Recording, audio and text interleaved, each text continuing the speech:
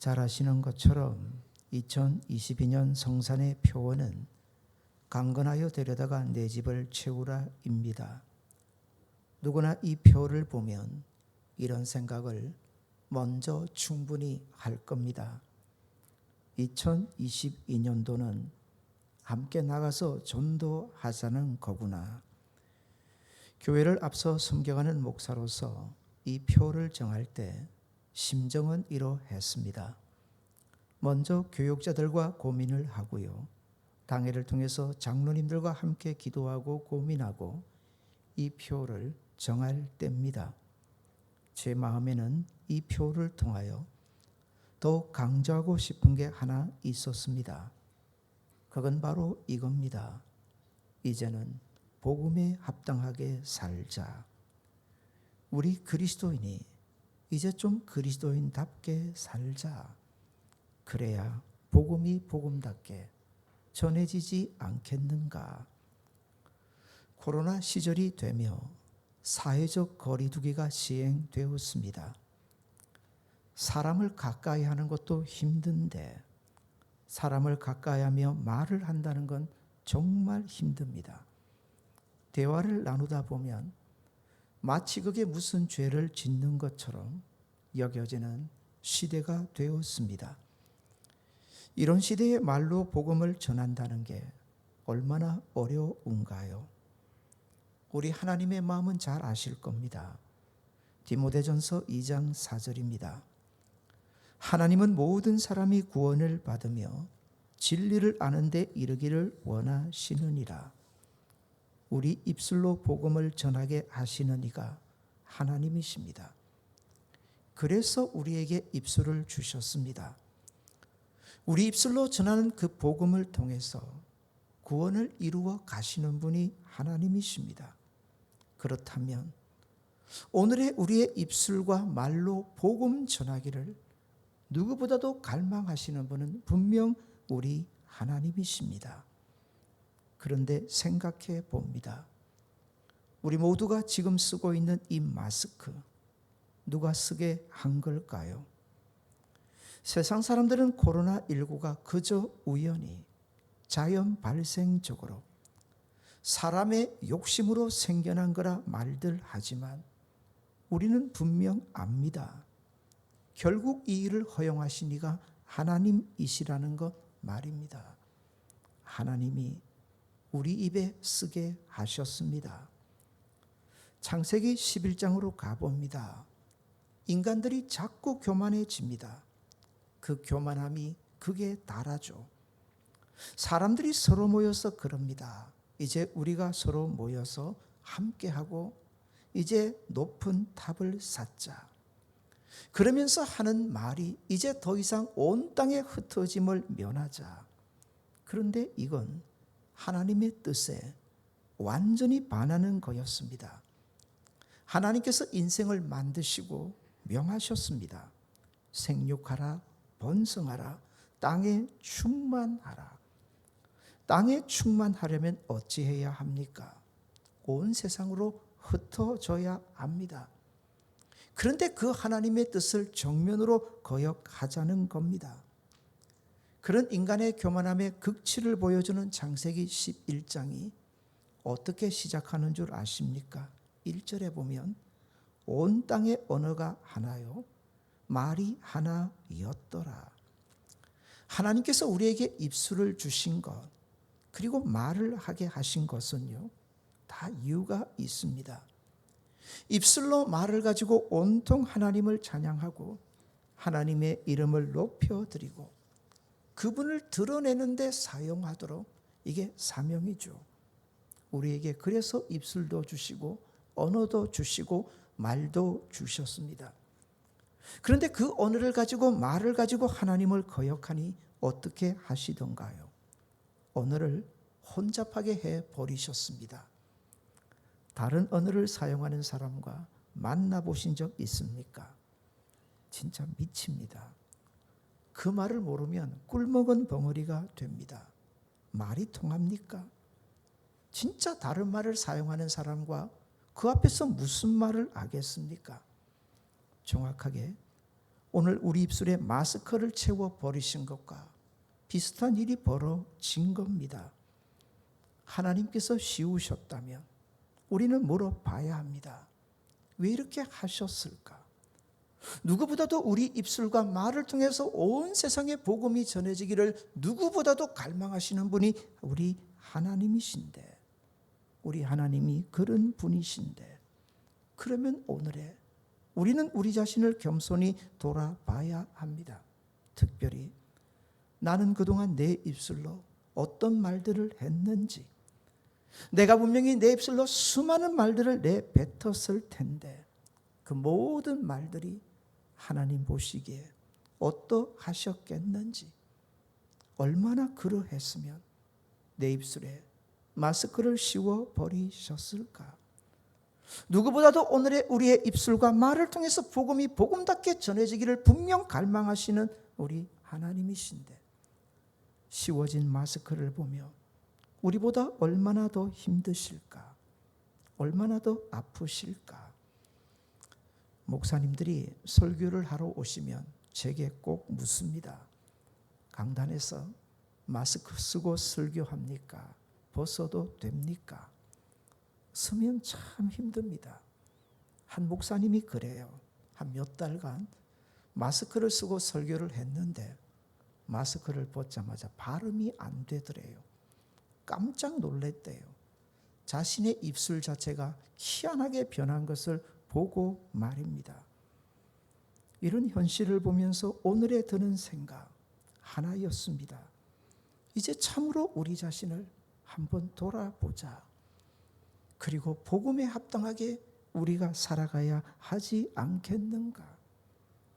정말 성도답게 그리스도인답게 이제 우리가 살아가야 할 때가 되지 않았는가? 복음의 능력이 있잖아요. 말로 전해지잖아요. 언어로 전해지잖아요.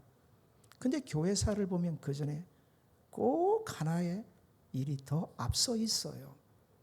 그게 뭐냐면 그리스도인이 그리스도인답게 사는 거예요.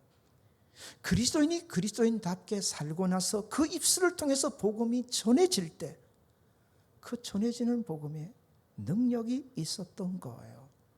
그냥 말이 아니었어요. 거기에 그리스도인의 삶과 예수님 닮은 모습이 전해질 때 능력이 되더라는 거죠.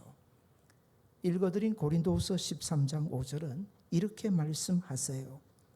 이제는 너희가 믿음 안에 있는가? 너희 자신을 시험하고 너희 자신을 확증하라. 한번 받아서 따라합시다. 시험하고 확증하자. 그리스도인은 이렇게 사셔야 돼요. 한번 예수님 믿고 구원받았으니 됐다 아니에요. 자꾸 자신을 시험하셔야 돼요.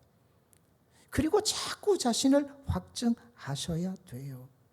그렇지 않습니까? 중요한 게 있잖아요. 어떤 중요한 일이 있잖아요. 누가 그냥 합니까? 매일 매순간 점검하고 그리고 나서 그 물건을 사용하거나 그 일을 하지 않습니까? 작동은 제대로 되는지 잘못된 것은 없는지 점검하고 또 점검하지 않습니까? 오늘 세상에서 하나님 보실 때 제일 중요한 건 그리스도인이거든요. 이 그리스도인이 자신을 그래서 시험하고 확정하면서 세상 앞에서 그렇게 성도답게 살기를 하나님이 바라시는 거죠. 함께 읽어드린 빌립보서 1장 27절은 이렇게 가르쳐 주십니다. 오직 너희는 그리스도의 복음에 합당하게 생활하라. 그리스도인이라는 이름의 뜻을 정확하게 풀면 작은 예수입니다. 작은 예수라는 말의 의미는 예수님을 보여주는 사람들이라는 뜻입니다. 사랑하는 여러분, 교회가 아니라면, 먼저 구원받은 성도가 아니라면 세상이 어떻게 예수님을 보겠어요? 어떻게 예수님에 대해서 알아가겠어요? 예수님이 어떤 분이신지를 도대체 세상과 하나님 없는 사람들이 어떻게 알겠어요? 그건 다른 게 아니에요. 먼저 믿은 하나님의 사람들이거든요. 왜 성도가 성도답게 살아야 할까요? 답은 하나예요. 그래서 보여줘야 합니다. 나를 구원하신 하나님이 어떤 분이신지, 나를 구원하신 예수님이 어떤 분이신지를 이 땅에 보여줄 수 있는 유일한 존재는 먼저 구원받은 그리스도인들 뿐이거든요. 사도 바울은 디모데후서 4장 2절에서 이렇게 말씀하셨어요. 너는 말씀을 전파하라. 때를 얻든지 못 얻든지 항상 힘쓰라. 때를 얻던데 복음을 전하라. 이상할 거 없잖아요. 당연하죠. 그런데 때가 아닌데 머리 들이밀고 나가서 복음 전하라. 그걸까요? 때를 못 얻어도 전도하라는 말이 때가 아님에도 불구하고 그냥 머리 밀고 들어가서 복음 전하고 냅다 나와라 그 말일까요? 그게 전해질까요? 그렇게 해서 전도의 문이 열릴까요? 오히려 더 닫히는 거 잘 아시잖아요. 사랑하는 여러분, 오늘 시절이잖아요. 정말 때가 아닌 것처럼 여겨지잖아요. 마스크 쓰고 전화기도 어려운데 사람을 가까이 하는 것 자체가 희한한 시절이 되어 버렸잖아요. 얼마나 어려운 시절입니까? 어떻게 전하라 하시는 거예요? 때를 얻든지 못 얻든지 전해야 하는데 지금은요, 무엇보다도 삶을 통해서 우리의 모습을 통해서 복음이 전해져야 한다는 겁니다. 베드로전서 3장 15절은 이렇게 말씀하세요. 우리 같이 한번 읽을게요. 잘 보세요. 같이 읽으시면서요. 너희 마음에 그리스도를 주로 삼아 거룩하게 하고 너희 속에 있는 소망에 관한 이유를 묻는 자에게는 대답할 것을 항상 예비하되 온유와 두려움으로 하고. 이게 전도의 방식이에요. 성경적 방식이에요. 먼저 너희 마음에 그리스도를 주로 삼아 거룩하게 하라. 예수 믿는 사람이 예수님 믿는 사람답게 살라는 거예요. 너희 안에 정말 예수님이 계시다는 것을 보여주라는 거예요. 그러면 반드시 물어온다는 거예요. 세상 사람들이 우리에게. 도대체 당신이 왜 다릅니까?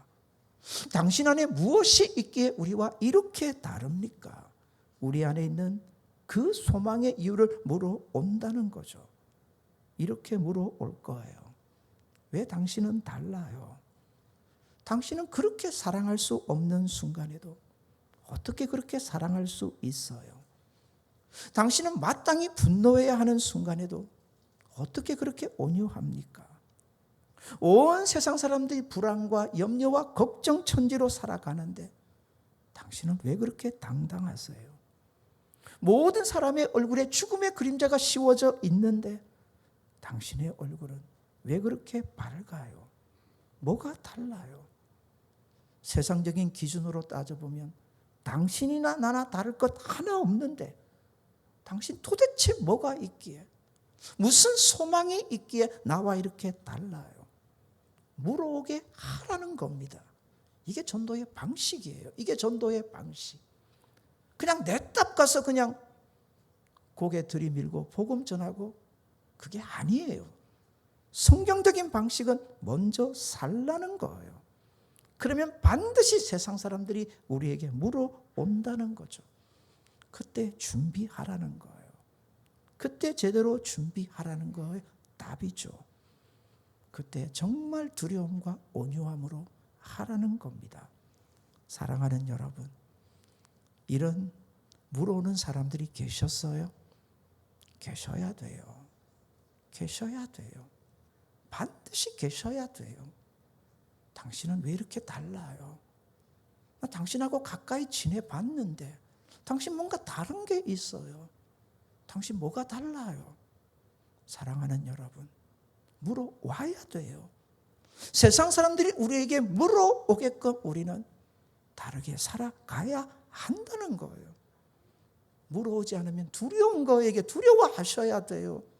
두렵고 떨림이라고 하시잖아요. 오늘 한국교회 성도들의 신앙의 모습 중에 정말 염려스러운 게 하나 있어요. 특별히 장로교 신앙에 도드라지게 드러나는데요. 한번 믿었으면 됐다는 거예요. 한번 예수님 믿고 구원받았으면 그 구원의 호력은 끝까지 그저 하나님이 다 책임져 주신다. 칼빈의 5대 강령이 있어요. 칼빈의 5대 강령. 어쩌면 한국교회 이런 신앙을 가지게 하는데 주 바탕이 된 강령이라 보시면 돼요. 근데 이건 칼빈이 만든 게 아니에요. 교회사적으로 좀 정리할게요. 1618년에 종교회의가 하나 벌어지는데 이게 도르트 종교회의예요. 종교회의가 왜 벌어지느냐 하면 교회 안에 문제가 있고 이단적인 사상이 들어올 때마다 종교회의가 열리거든요. 이때 왜 종교회의가 열렸느냐 하면 알미니안 주의자들 때문이에요. 이들의 주장은 뭐냐면 이거였어요. 구원은 사람의 노력으로 받을 수 있다. 구원은 사람의 선행으로 충분하다. 세상과 똑같죠. 다른 종교와. 내가 열심히 노력해서 선을 쌓으면 내 공로로 충분히 구원받을 수 있다. 묻습니다. 성경적입니까? 완전 성경적이 아니죠. 여기에 성경적인 답을 낸 게 칼빈의 5대 강령입니다. 하나씩 정리할게요. 첫째는 전적 타락이에요. 완전한 타락입니다. 인생이 하나님 앞에서 완전한 죄인인데 어떻게 스스로 구원할 수 있겠는가? 전적으로 타락해 버렸는데 맞잖아요. 그러니 하나님의 은혜가 없이 어찌 구원받을 수 있겠는가? 죽은 자가 스스로 어찌 살아날 수 있겠는가? 그러니 구원은 전적인 하나님의 은혜라는 거죠. 사람의 선행도 공로도 절대로 안 된다는 거예요. 둘째는 무조건적 선택이에요. 시장에 가서 장을 보실 때, 물건 사실 때 어떻게 구입하세요? 좀 더 큰 거 아니에요? 좀 더 예쁜 거 아니에요? 좀 더 실한 거 아니에요? 게다가 좀 더 많이 주면 좋은 거 아니에요? 무슨 이유가 있으니까 그거 그리 하잖아요. 하나님이 우리 선택하실 때 그리 하셨을까요? 제 두고 하는 얘기입니다. 야, 저놈은 구원해 놓으면 좋은 목사 되겠다 싶어서 구원하셨을까요? 절대로 아니라는 거죠. 하나님의 무조건적 선택이에요. 내가 뭔가 될까 싶어서 구원한 게 아니라는 거예요. 그냥 하나님의 전적인 선택의 은혜라는 거죠. 이유도 까닭도 없어요. 다시 말하면 내게 어떤 구원의 건덕지는 눈꼽만큼도 없다는 거죠. 모두가 하나님의 은혜인 줄 믿으시기를 바랍니다. 셋째는 제한적 속죄입니다. 이게 참 신비한 거예요. 하나님은 모든 사람이 구원받기를 원하시는 줄 믿습니다. 하지만 다 구원 못 받아요. 이게 두려운 거예요. 이게 떨림이에요. 다 구원받지 못해요. 하나님은 모든 사람이 다 구원받기를 원하시지만 아니에요. 선택된 사람들만 구원받는다는 거죠. 이 자리에 오신 분들이 그런 분이신 줄 믿습니다. 넷째, 불가항력적 은혜가 있어요. 불가항력적 은혜.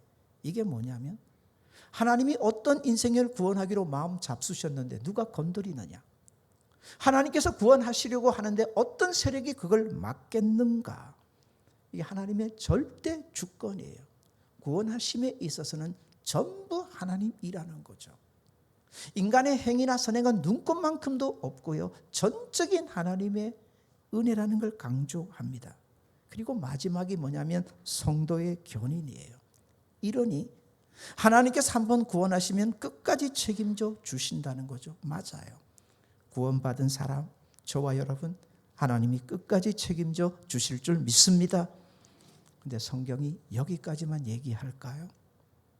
성경이 여기까지만 얘기할까요? 아니에요. 왜 이런 5대 강령이 만들어졌느냐면 자꾸 사람의 선행이나 공로로 자신의 재주나 실력으로 구원받을 수 있다는 그 나쁜 주장에 대해서 성경적으로 반박하기 위해서 만들어진 거예요.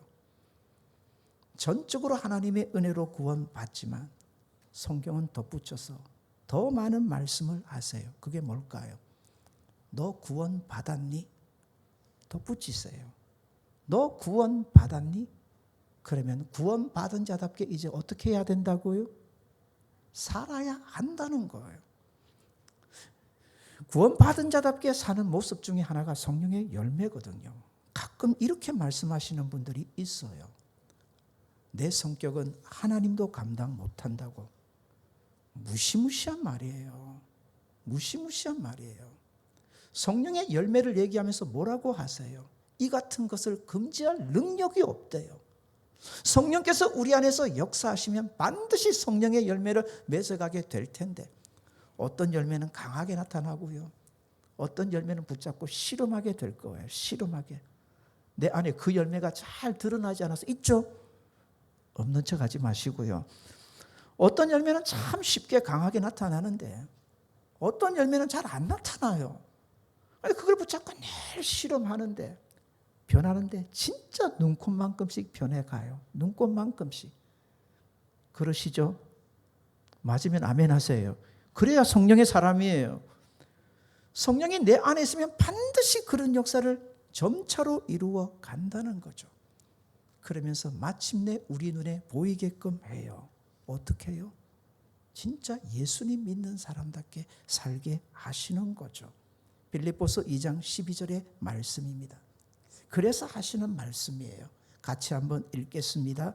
그러므로 나의 사랑하는 자들아, 너희가 나 있을 때뿐 아니라 더욱 지금 나 없을 때도 항상 복종하여 두렵고 떨림으로 너희 구원을 이루라. 이 말씀이에요. 그렇게 전적인 하나님의 은혜로 구원받았는데, 내 실력으로, 내 재주로, 내가 쌓은 선행으로 구원받았다면 고개 빳빳하게 지켜들고요, 당당하게 살아가야죠. 교회를 출입하실 때도 내가 아니면 누가 구원받으리? 아니거든요. 전부 하나님이 하셨거든요. 그러니 더욱 하나님께 붙어 살아야 돼요. 더욱 하나님의 은혜만을 의지 안 할 수가 없는 거예요. 왜? 전적인 하나님의 은혜로 구원받았기에. 그러니 우리가 더욱 하나님께 붙어 살면서 어찌 두려워하지 않고 떨지 않을 수 있겠는가? 여기에 이어지는 말씀이 15절인데 이렇게 말씀하세요. 이는 너희가 흠이 없고 순전하여 어그러지고 거스러운 세대 가운데 하나님의 흠없는 자녀로 세상에서 그들 가운데 빛들로 나타내며, 말씀하시는 거예요. 두렵고 떨림으로 너희 구원을 이루라는 게 뭐냐면, 그렇게 점점 예수님의 사람답게 살아가라는 거죠. 날마다 보여주라는 거예요. 너희가 예수님께 속한 사람이라는 거. 여기 두렵고 떨림으로 구원을 이룬다는 말씀이 있잖아요. 이걸 고린도후서 13장 5절의 말씀으로 받으면 한 번 더 따라합시다. 시험하고 확증하자. 이거예요. 그리스도인들은 날마다 이렇게 살아가셔야 돼요. 한번 구원받고 은혜 입었으니 이제 됐다, 내 마음대로 살자. 아니요. 구원받았으니 이제 시험하고, 구원받았으니 이제 확증해야 돼요. 어떻게 확증할까요? 확증의 방법은 크게 두 가지예요. 처음은 스스로 하시는 거예요. 그래서 날마다 내 입술로 예수님이 나의 하나님임을 고백하고 드러내셔야 해요. 나 스스로 그리 하셔야 돼요. 둘째는요, 이게 참 어려운 방법인데, 근데 확증하는 방법 중에 이게 가장 중요한 거예요. 이거 내가 할 수 있는 게 아니에요. 남을 통해서 하게 되는 거예요. 초대교회 성도들이 성경에 보면 그리스도인이라 불려요. 우리는 쉽게 우리가 스스로 내가 그리스도인입니다 고백하지만, 그리스도인이라는 이름이 그렇게 불려지지 않았어요. 그리스도인이라는 이름이 어떻게 사용되었느냐 하면, 초대교회 성도들이 그렇게 신앙에, 말씀에 매여 사는 모습, 정말 예수님답게 살아가는 모습을 보면서 세상 사람들이 반한 거예요. 그래서 세상 사람들이 그렇게 초대교회 성도들을 보면서 감탄하면서 하는 말이, 저들이 그리스도인이 아닌가? 저들을 보니까 예수님이 누구신지 알겠다. 저들을 보니 그렇게 말하는 십자가가 뭔지를 제대로 알겠다. 저들을 보니 예수님이 얼마나 귀한 분인지를 알겠다. 그래서 세상 사람들이 붙여준 이름이 뭐냐면 바로 그리스도인이에요. 스스로 확정한 게 아니죠. 이건 하나님 없는 세상과 하나님 없는 사람들이 성도를 향하여 그들이 확정해 준 겁니다. 설교를 준비하면서 고민해 봤습니다.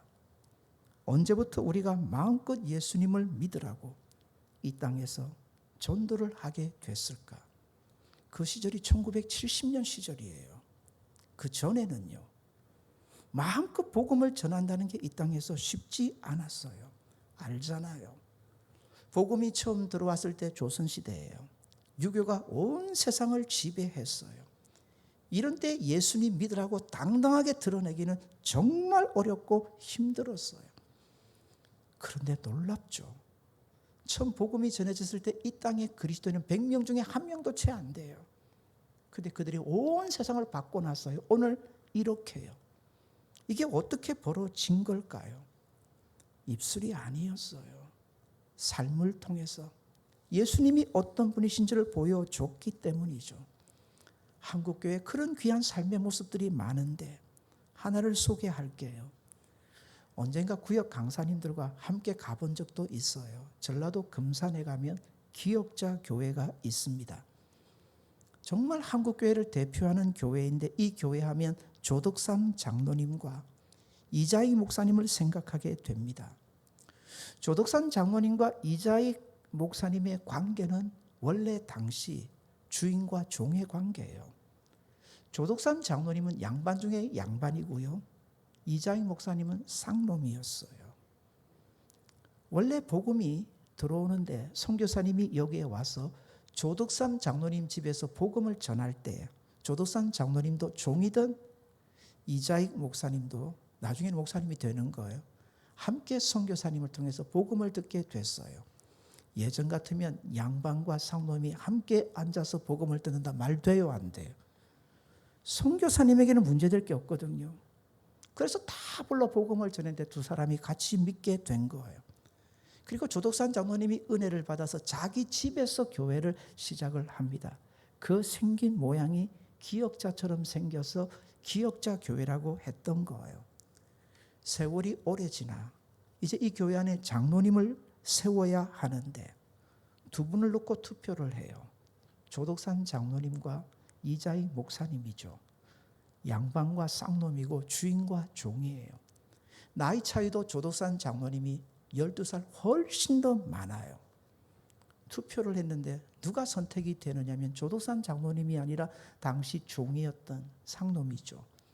이자익 목사님이 선택이 돼요. 난리가 났어요. 그 교회 성도들이 다 누구냐면 당시 엄청난 지주였거든요.